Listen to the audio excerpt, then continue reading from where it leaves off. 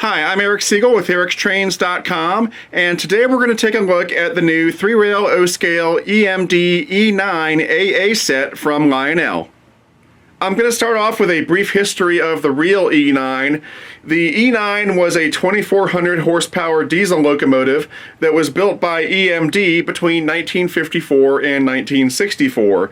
The E9s were built for passenger service, and they were the 10th and final version of the E-type locomotives from EMD. The E9s were almost identical to the earlier E8s, with only a couple very slight differences, and so for that reason, Lionel has modeled both the E8s and E9s at the same time. The E9s pulled passenger trains starting in the 1950s, of course, and stayed in service well into the late 1970s. Most of them ended up being scrapped, but there are actually quite a few surviving examples. I know that the Illinois Railway Museum has 4 of these in their roster. It seems like they have just about one of everything over there. A total of 100 A units and 44 B units were manufactured during the E9's production run. The Union Pacific had the largest fleet of E9s at 35. The Florida East Coast Railway only had 5 units, but I thought the paint scheme was cool, so that's why I got the Florida East Coast version. The only problem is that I don't currently have any Florida East Coast passenger cars, so I guess I'll have to fork out some money for those now as well. Now, Lionel's latest rendition of the E9 was cataloged in their 2013 Volume 1 catalog, and they started shipping in early 2014. They've got several different road names available. There's the Florida East Coast version that you see here, but they also have Pennsylvania, B&O, Southern Pacific, Union Pacific, Burlington Northern, and Kansas City Southern. And then, of course, for each of those road names, they've also made matching passenger cars. Like I said, I don't have the matching passenger cars for the E9s yet, but when I do get them, I will do a review on them. So now let's go over some quick stats and facts on this model. The length of each unit in the set is about 18 inches, so the combined length of the set is right at 36 inches. The weight of the front unit is 4 pounds 8 ounces. The rear unit weighs 3 pounds 12 ounces, so the combined weight of the set is 8 pounds 4 ounces. Only the front unit in the set is powered, and it has 1 pound 4 ounces of pulling power, and the minimum curve needed to operate this set is 0.31, so this set is very friendly to small layouts. On the inside of the front powered unit, there are 2 flywheel motors, 1 per truck. You've also got a fan-driven smoke unit, and the electronics packages for the legacy control system as well as legacy rail sounds. The rear unit is not powered, but it does have a fan-driven smoke unit, and it also has the same lighting effects as the front unit. Lionel's model of the E9 has lots of great details and features on it, so let's go in for a closer look. The pilot on the E9 is die-cast metal. It's got a few nice details on it, but other than that, it's pretty sparse, but that's pretty true to the prototype. There is a separately attached air hose over on this side, and then of course right here we've got the electro coupler that can be fired from the legacy remote. Moving up on the nose of the engine, we've got a nicely done Florida East Coast logo. There are separately applied metal grab irons on either side of this non-working door. There are lighted number boards on either side, operating marker lights, and an operating headlight. Up on the front of the cab, we've got these nicely done windows with separately applied windshield wipers, and then up here we've got separately applied metal grab irons as well as a metal horn assembly. The trucks are pretty typical for what you see on a high-end model. We've got die-cast metal side frames and then a little add-on metal ladder here. And the fuel tank area is nicely done as well. The fuel tank is metal. You've got some hand-painted details and then another separately applied ladder right here. On the side of the cab area, there's a legible builder's plate right here. We've got some nice molded in detailing here. There are separately applied metal grab irons on either side of these steps, and the steps do have safety tread. We've got 2 more separately applied metal grab irons on either side of this door. The door does open up like that, and it is spring loaded, so it snaps back shut when you let go of it. On the interior of the cab, there are 2 hand-painted crew figures. There's also a modestly detailed dashboard, and there's also a cab light, and that light does turn off when the engine starts moving. If we take a look at the side of the E9, we can see this nicely done Florida East Coast logo. There are separately applied metal grab irons on either side of this door, and just like all of the other doors, it does open up like that and it does spring shut. We've got these nice porthole windows with the clear plastic lenses inside. There are 4 of these windows on each side of each unit in the set, and then up above we've got this nice metal screen. Toward the back of each unit, on each side, we've got 2 separately applied metal grab irons and a little add-on step here. Here's what the end of each unit looks like. There are some nice molded in details on either side. Down here, there's a separately applied metal step, and there's one on the other side as well. The door is cast in, but there is a clear plastic insert in the window. The diaphragm is plastic, but it does have some nice springiness to it, which is good. And then finally, we've got a non-operational coupler here, and that's okay because the only purpose for this coupler is to couple to the other A unit. Here's a look at the gap between the 2 units. It's actually pretty good for O scale. It's a little less than 1/4 of an inch, but a little more than 1/8 of an inch, so it's pretty good, especially for O scale. It's not quite as good as, say, the gap between Atlas F units, but it's better than the gap between the Lionel Shark Nose diesels, which was really big. So all things considered, this really is pretty good. The roof of the E9 is nicely done. We've got good rivet detail all over. There's a little metal screen right here. There are separately applied metal lift rings all over the roof. And then we've got these nicely done fans, and the blades inside the fans spin freely, which is always nice. As we get toward the middle of the roof, we've got another nicely done fan here, and then we've got these 2 smokestacks, and both smokestacks go down to a single fan-driven smoke unit, and of course to load smoke fluid into the smoke unit, you pour the smoke fluid down either one of these stacks. Moving past the smokestacks, we've got 2 more fans here, and then we've got some more of these metal lift rings. There's some separately applied piping on either side here, and then one more metal screen up here. Toward the back of the roof, we've got this nicely detailed panel, and that panel can be removed, like that, to reveal the master controls for the engine. We've got the volume, the TMCC run program switch, the Odyssey speed control on-off switch, and the smoke unit on-off switch. And when you're done, you just pop it back in place, like that. Here's a look at the underside of the powered unit. There are 4 pickup rollers, 2 per truck. There are traction tires on the inner set of drivers for each truck, so we've got a total of 4 traction tires. There are 3 axles on each truck, but only 2 axles are driven. The outer axle on each truck rolls freely, like that.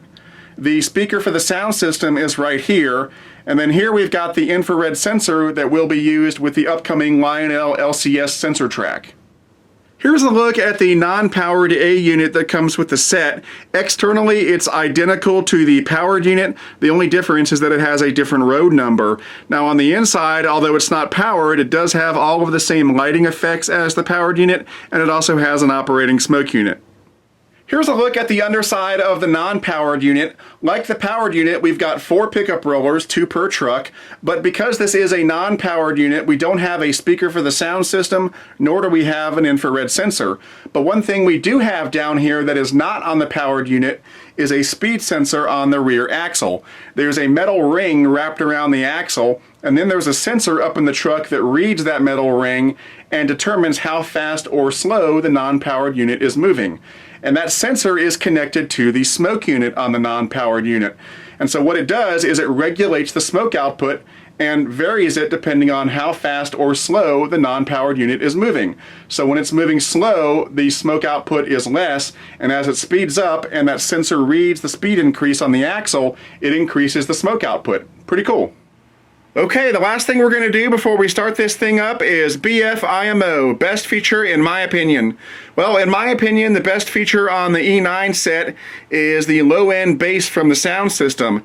If you crank the labored sound effects up on the engine via the legacy remote, and you put your hand on the table, you can feel the vibrations from this thing. It feels great. So in my opinion, the best feature is that low-end rumble. Okay, let's go ahead and start this thing up.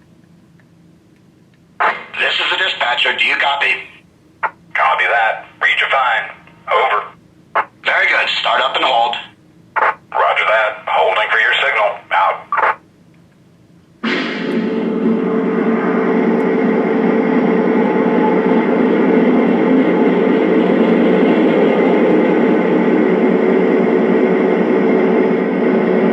first up, let's listen to the horn. Now, the horn on this thing sounds okay, but I am not a huge fan of it because it seems that these days Lionel is putting this horn in just about every diesel they're making. So I'm not crazy about it. It sounds okay, but let's give it a listen.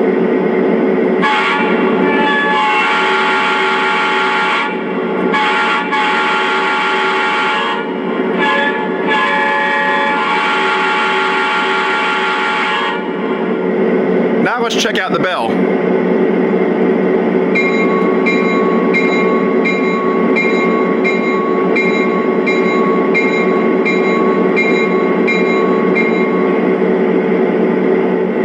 Okay, now I'm going to rev the engine up so that you can hear all of the various RPM levels.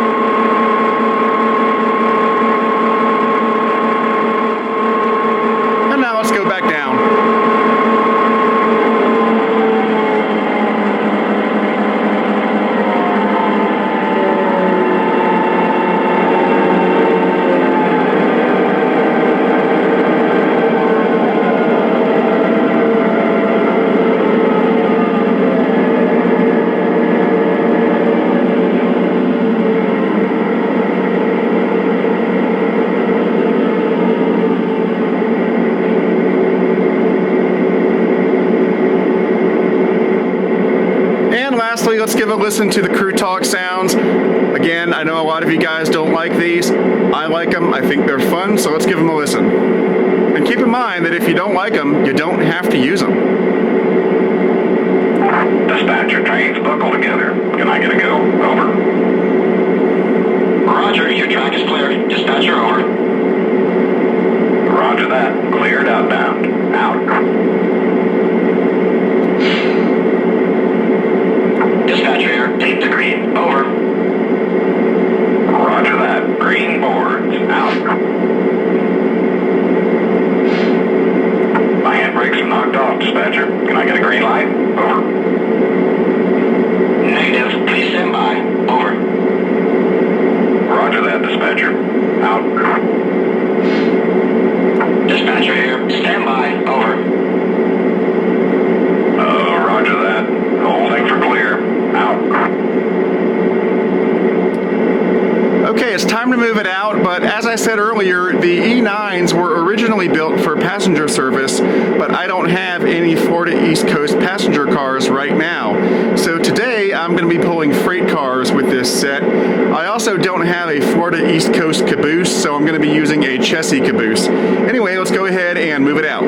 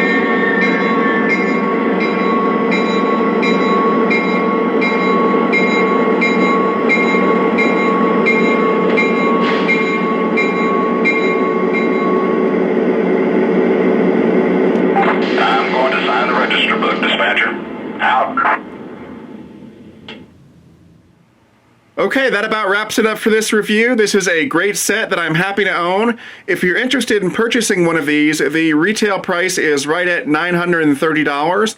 Although if you go through a good Lionel dealer, you should be able to get a decent discount off that retail price.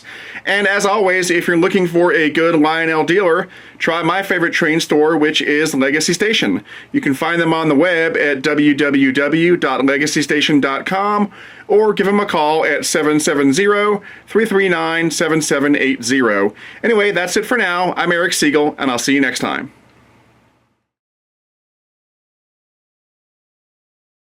To discuss this model or any other O-Gauge trains and to meet other O-Gauge modelers, check out the O-Gauge Railroading Magazine online forum at ogrforum.ogaugerr.com.